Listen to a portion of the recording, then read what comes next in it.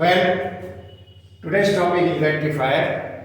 नहीं Yes. हम लोगों ने पीएन जंक्शन पढ़ा और उसको जंक्शन डायोड कहते हैं। और जंक्शन डायोड में हम लोगों ने इसका फॉरवर्ड बायसिंग क्या होता है और रिवर्स बायसिंग क्या होता है।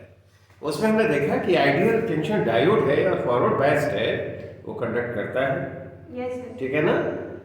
और यदि वह रिवर्स बायस्ड है तो कंडक्ट नहीं नहीं करता करता है, ठीक है ना। तो यदि फॉरवर्ड बायस्ड है और उसकी पोलैरिटी चेंज कर दिया जाए तो कंडक्ट नहीं करेगा, यानी वह एक वाल्व की तरह बिहेव करता है। उसमें करंट का जो डायरेक्शन है यूनिडायरेक्शनल होगा। ये मतलब हुआ है कि एक प्रॉपर्टी हुई है। Yes, sir. इस प्रॉपर्टी का यूज करके ही हम एक डिवाइस बनाते हैं जिसे हम लोग कहते हैं रेक्टिफायर। Rectifier. और रेक्टिफायर करता क्या है, तो अल्टरनेटिंग करंट को, है ना, डायरेक्ट करंट में कन्वर्ट करता है। हम लोग पढ़ चुके हैं अल्टरनेटिंग करंट। अल्टरनेटिंग करंट उसी कहते हैं जो टाइम के साथ इस तरह से वैल्यू है, I equal to I naught sine omega t, ठीक है ना। Yes, sir. I naught is called the peak value of the current. इस पर तो चर्चा कई क्लासेस में हो चुकी है। और यदि टी को, आई को टी के साथ हम प्लॉट करेंगे तो गेट कर्व लाइक दिस, ठीक है ना। तो देखो, तो फर्स्ट हाफ साइकिल पॉजिटिव फिर नेगेटिव, फिर पॉजिटिव फिर नेगेटिव, क्या अल्टरनेट कर रहा है, पॉजिटिव नेगेटिव। तो इस तरह का जो करंट होगा उसको हम लोग क्या कहेंगे, alternating current. This is the basic concept. लेकिन यदि कोई करंट टाइम के साथ वेरी नहीं है, it remains unchanged with time, तो देखो, तो टी को हमने प्लॉट किया इस पर और आई को इस पर, तो you get a straight line parallel to the t ordinate. Yes. T बदल रहा है लेकिन करंट में कोई चेंज नहीं हो रहा है, ठीक है ना। तो इस तरह का जो करंट होगा उसको हम डायरेक्ट करंट कहेंगे, जो बैटरी से हम लोग पढ़ते हैं। नहीं, बैटरी के जो पोल्स हैं उनको हम लोग कनेक्ट करते हैं, नहीं, और कनेक्ट करते हैं तो कंडक्टर से जो करंट फ्लो करेगा तो क्या होगा, वो डायरेक्ट करंट। Yes, sir. तो ये जो रेक्टिफायर है एक इलेक्ट्रॉनिक डिवाइस है, ठीक है ना। वो करता क्या है, which converts N AC into DC. और यह जो रेक्टिफायर है वो दो तरह का होता है। एक को कहते हैं हाफ वेव रेक्टिफायर और दूसरे को कहते हैं फुल वेव रेक्टिफायर, ठीक है।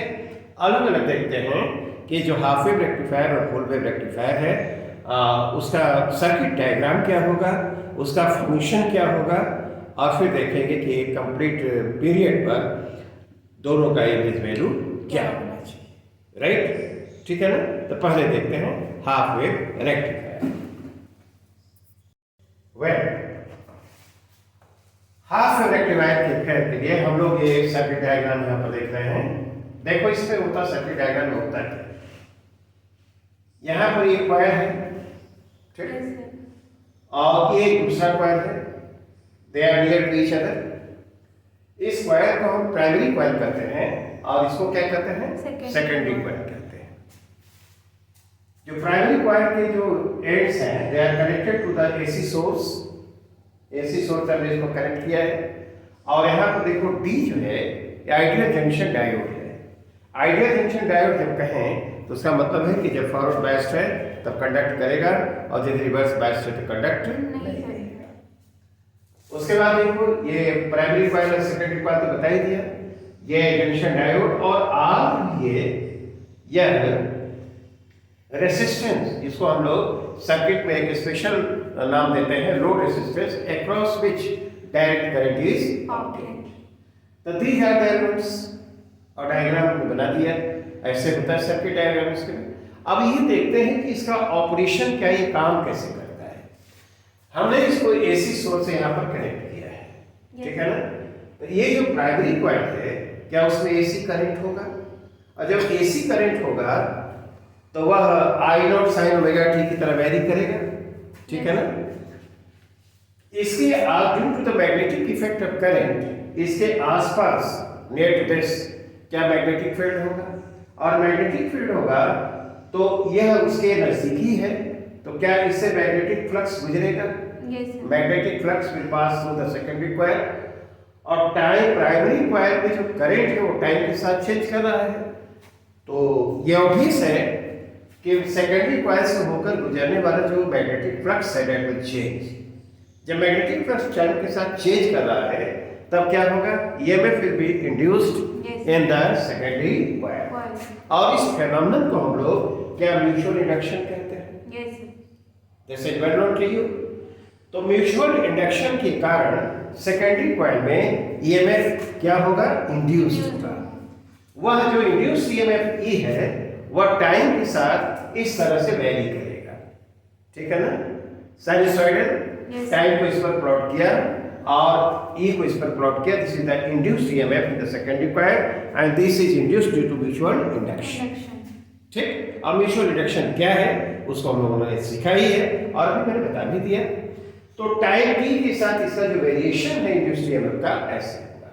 अब देखो during the first half cycle ये क्या है, this is at positive potential and this is at negative potential, है ना। तो ये हाई पोटेंशियल पे लोअर पोटेंशियल पर है, तो the junction diode will be forward biased. जब फॉरवर्ड बायस्ड होगा तो दिस विल कंडक्ट। तो जब कंडक्ट करेगा तो देखो इलेक्ट्रॉन्स का फ्लो जो है in this circuit will be from m to n। Electrons will flow through m to n, from n to n through this load resistance. जब ये m से n की तरफ इलेक्ट्रॉन का फ्लो होगा तो कन्वेंशनल करंट का डायरेक्शन n से m की ओर, माने n से m की ओर हमको करंट मिलेगा। जो करंट जो होता है वो इलेक्ट्रॉन के फ्लो के डायरेक्शन के क्या होता है, अपोजिट होता है। ठीक, during the second half cycle अब यहां पर जब आ जाओ तो क्या होगा, in this period during this interval of time यह जो होगा वो क्या होगा, नेगेटिव पर, और वो क्या है, पॉजिटिव पर। तो यह लोअर पोटेंशियल पर, वो क्या है, हाई पोटेंशियल पर। तो the junction diode will be reverse biased. तो जब रिवर्स बायस्ड होगा during this interval of time तब क्या होगा, वो कंडक्ट नहीं करेगा, इलेक्ट्रॉन का flow through the load resistance नहीं होगा, there will be no current and the process is repeated. तो यहां से 0 से लेकर के T/2 तक ये देख रहे हो ना, 0 से T/2 तक ये करंट मिलेगा और फिर T/2 से, है ना, T तक ये करंट नहीं मिलेगा और फिर वैसे ही फिर प्रोसेस विल बी रिपीटेड। यानी हमको यहाँ फर्स्ट हाफ साइकिल में करंट मिला और सेकंड हाफ साइकिल में करंट नहीं मिलेगा, फिर मिलेगा नहीं मिलेगा, फिर मिलेगा नहीं मिलेगा। लेकिन जो करंट मिलेगा क्या यही पे ऊपर ही है, पॉजिटिव है, यानी जो करंट होगा वह डायरेक्ट होगा, ठीक है, पॉजिटिव होगा, आई मीन। लेकिन ये जो करंट मिलेगा वो कंटिन्यूअस नहीं होगा। क्या यहाँ पर देख रहे हो 0 से T/2 तक करंट तो मिल रहा है लेकिन T/2 से T तक करंट नहीं मिल रहा है, ठीक है ना। ये जो रेक्टिफायर है उसको हम लोग हाफ वेव रेक्टिफायर कहते हैं और इसमें प्रॉब्लम ये है कि जो करंट मिलता है that is not continuous, this is obtained intermittently, रुक रुक कर मिलता है। I think the process is clear, yes sir, ठीक है ना। फिर एक बार हम बोल देते हैं कि इसको हमने कनेक्ट किया है किससे, एसी सोर्स से।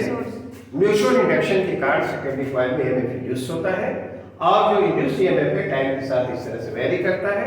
फर्स्ट हाफ साइकिल में the junction diode is forward biased, it conducts and electrons will flow from M to N through the load resistance and there will be current from N to M.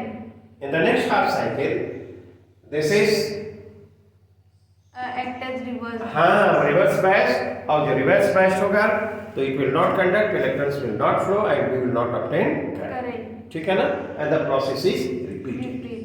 ठीक है ना। तो ये rectifier half wave rectifier कहलाता है।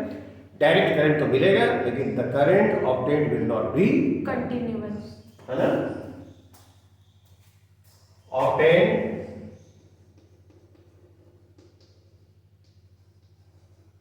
Current is direct, है ना, but not continuous,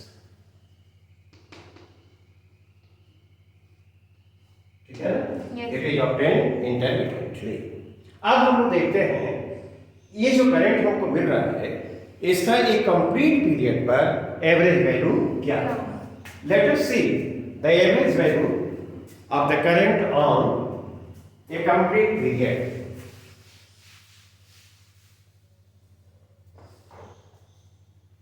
average value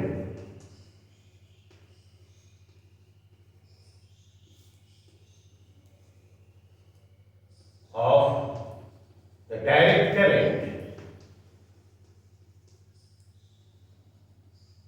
current on a complete period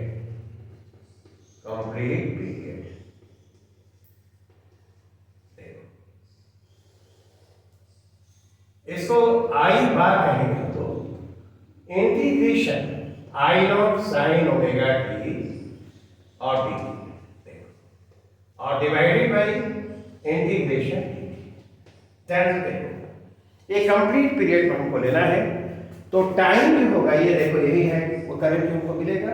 ये देखो ये तो वेरी कर रहा है टी के साथ, पॉजिटिव है तो वेरी कर रहा है, यस सर। नेगेटिव तो इसमें है ही नहीं। तो यहाँ से यहाँ तक माने 0 से t/2 तक तो करंट मिलता है और t/2 से लेकर t तक तो करंट नहीं मिलता है। Yes sir. तो ये जो ऊपर वाला वेरिएशन है तो 0 से कहाँ तक होगा t/2 तक और टाइम का वेरिएशन 0 से t। ध्यान देना है ऊपर जो हमने लिखा है उसमें जो वेरिएशन होगा क्योंकि यहाँ से करंट 0 से लेकर t/2 तक ही मिलता है और t/2 से t तक करंट नहीं मिलता है। तो ये इंटीग्रेशन यहाँ से यहाँ होगा, ठीक है ना, और ये तो 0 है। ऐसे इस इंटीग्रेशन को यदि परफॉर्म किया जाए तो जो रिजल्ट आएगा that will give the average value of the direct current on a complete period and this integration is very simple. We have already done it, है ना। तो यहाँ पर एक काम किया जाए, देखो आई नॉट मैंने बाहर किया और ये क्या होगा t। आई इंटीग्रेशन 0 से t/2 हुआ, यस सर। क्यों, और sin ओमेगा t और dt, is it alright? Yes sir. बताओ तो ये क्या आना चाहिए, आई नॉट हो गया और t और ये क्या हो गया माइनस हो जाएगा ना, माइनस cos ओमेगा t, क्यों, यस सर। बाई ओमेगा और 0 से लेकर t/2 क्या t/2 राइट, t/2। ये हम लोग लिखेंगे आई नॉट बाई टी ओमेगा, क्या, yes sir.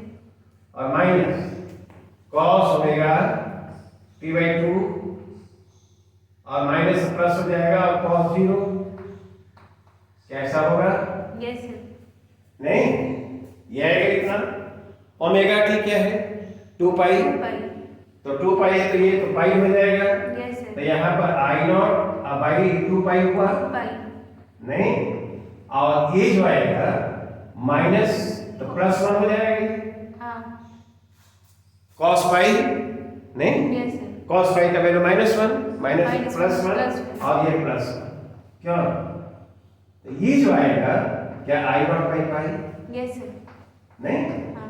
Half wave rectifier में एक कंप्लीट पीरियड पर, ठीक है ना, कंप्लीट पीरियड पर जो average value of the current होगा वह क्या होगा, आई naught by pi. I bar जो आएगा this is equal to I naught by pi. ये हम लोग को ध्यान में रखना है ये, ठीक है। और कितने समय पर है, एक कंप्लीट हाफ वेव रेक्टिफायर में average value of the current, ठीक, on a complete period is obtained to be क्या, आई नॉट बाई आई, जब आई नॉट क्या है peak value of the, I think this explanation is clear, yes sir. ठीक है ना। तो सर्किट डायग्राम, ऑपरेशन और प्लस ए, ठीक है ना, और इसका जो फंक्शन होता है म्यूचुअल रिडक्शन इसमें है, बस इतनी बात ध्यान में रखनी है। I think this is clear, okay. Now let us see full wave rectifier. Now let us see half wave rectifier में जो हमको करंट मिलता है वह कंटिन्यूअस नहीं होता है। फर्स्ट हाफ साइकिल में हमको करंट मिलता है और फिर सेकंड हाफ साइकिल में नहीं मिलता है, फिर मिलता है नहीं मिलता है। यानी जो डायरेक्ट करंट हम पाते हैं that is not continuous, that is obtained intermittently. अब इस चीज को हम चाहते हैं कि दूर किया जाए तो थोड़ा सा मॉडिफिकेशन किया जाए अपने सर्किट डायग्राम में, तो हम लोग करंट को कंटिन्यूअसली प्राप्त कर सकते। उसमें हम लोगों ने एक ही जंक्शन डायोड यूज किया था, इसमें हम 2 जंक्शन डायोड यूज करने जा रहे हैं और सर्किट डायग्राम जो हमने बनाया है ऐसा हो जाएगा। देखो इसमें पहले की तरह ये P जो है हमारा, ये क्या है, प्राइमरी कॉइल है, और इसके जो एंड्स है उसको हम लोगों ने किससे कनेक्ट किया है, इसके बीच में हम लोगों ने AC सोर्स को कनेक्ट किया है। ये हमारा जो बड़ा दिखाई पड़ रहा है ये सेकेंडरी कॉइल है, ठीक। और E जो है वो क्या है, middle point of the secondary coil which is treated as a reference point. Reference point का मतलब वहां पर जीरो पोटेंशियल, और उसी के रेफरेंस में हम लोग पोटेंशियल जो इंड्यूस्ड होगा इसमें EMF उसको हम लोग मेजर करेंगे। तो अब देखते क्या है कि यहाँ पर देखो तो ये हमने लोड रेजिस्टेंस रखा है, इसके अक्रॉस हम डायरेक्ट करंट को ऑपरेट करने जा रहे हैं, और D1 और D2 क्या है, पहले की तरह आइडियल जंक्शन डायोड्स। आइडियल जब कहेंगे तो उसका मतलब हुआ कि फॉरवर्ड बायस्ड है तो कंडक्ट करेगा और रिवर्स बायस्ड है तो कंडक्ट नहीं करेगा, ठीक। क्या ये एलिमेंट्स हो गए इसके? Yes sir. क्लियर? उस एलिमेंट्स को हमने डायग्राम में बना दिया और ये एलिमेंट्स को यहाँ पर दिखला दिया। P क्या है, प्राइमरी कॉइल, S क्या है, सेकेंडरी कॉइल, और ये बताओ तो यह जो यहाँ पर ऐसे बनाया वो क्या है, AC सोर्स है, और D1 D2 ideal junction diodes है, and R is the load resistance across which we obtain direct current. Now let us see the operation. Operation में हम देखेंगे क्या, पहला ये देखो, इसको हमने मिटाया यहाँ पर,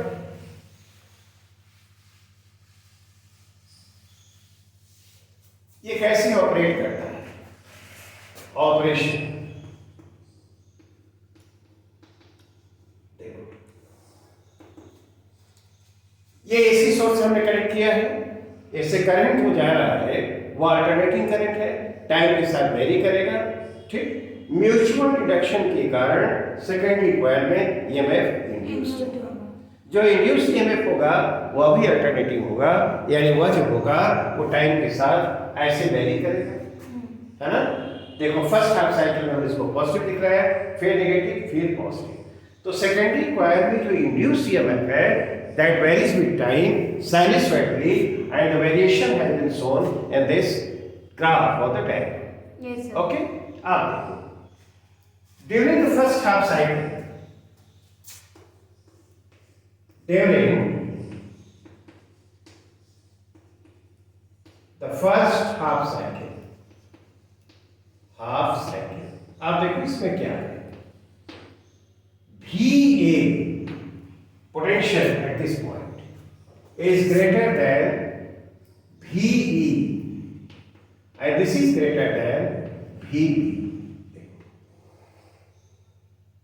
ये जो E है reference point, this is at zero potential, zero potential.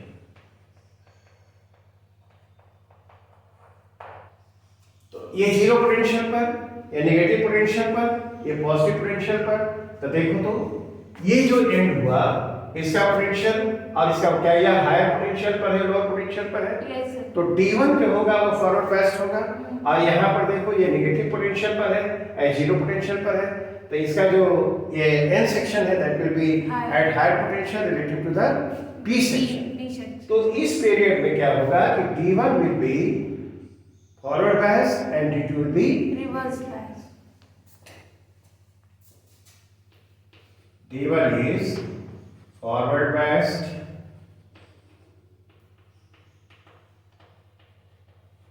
and D2 is reverse biased।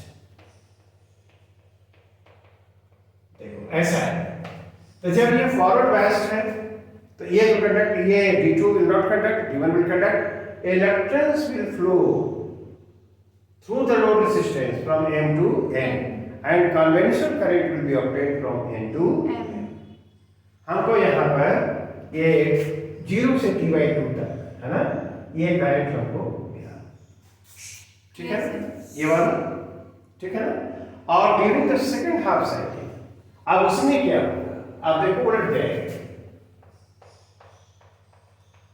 During the second half cycle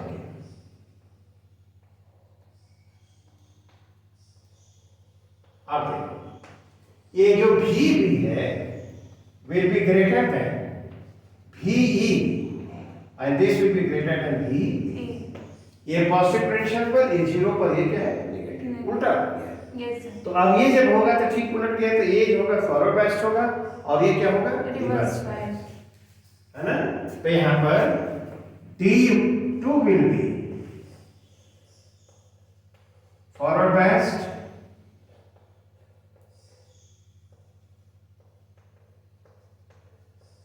and D1 will be reverse biased, reverse biased। तो जब ऐसा होगा तो क्या होगा, D2 will conduct but D1 will not conduct। तो D2 जब conduct करेगा तो देखो इलेक्ट्रॉन्स ऐसे चलेंगे, ऐसे जाएंगे, electrons will flow like this, ठीक है ना। Yes। तो electrons will again flow through the node resistors from M to N and conventional current will be obtained from N to M। तो ये जो करंट है वैसे मिलेगा, ठीक है ना। Yes sir. इस वजह से फर्स्ट हाफ साइकिल और देखो ये मिला। तो ये फर्स्ट हाफ साइकिल में कौन सा ये क्या होगा, VA will be greater than VE and VE greater than VE। The D1 will be forward bias plus this will be reverse bias। Electrons will flow from the node resistance from M to N and conventional current will be obtained from N to M। तो ये मिल गया। फिर second half cycle में D2 will be forward biased and D1 will be reverse biased। फिर again current electrons will flow like this, ठीक है ना। Yes। ऐसा होगा तो इलेक्ट्रॉन्स का फ्लो फिर M से N की ओर होगा और करंट हमको M से N की ओर मिलेगा। ये करंट यानी कि ऐसे ही होगा, ठीक है ना। And the process will be repeated. तो ऐसा होता है। तो इसमें देखो तो जो यहाँ से यहाँ तक हमको पहले करंट नहीं मिल रहा था, अब इसमें मिल रहा है। Yes sir. तो इस तरह के रेक्टिफायर को हम क्या कहते हैं, this type of rectifier is called full wave rectifier. इसमें कुछ नहीं, थोड़ा सा सर्किट डायग्राम में हमने मॉडिफिकेशन किया है, एक ही जगह हमने दो जंक्शन डायोड्स यूज किए हैं। नाउ क्वेश्चन अराइज कि इसमें जो हमको करंट मिल रहा है उसका कंप्लीट पीरियड पर एवरेज वैल्यू क्या होना चाहिए। ये तो average value of direct current है ना, इसमें देखते हैं क्या होगा।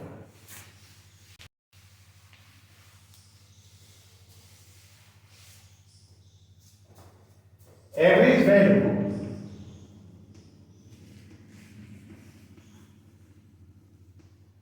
ऑफ डायरेक्ट करंट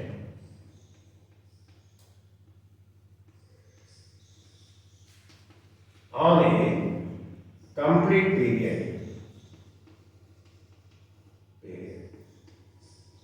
अब देखो I बार लिखेंगे इस पर integration I not sine omega t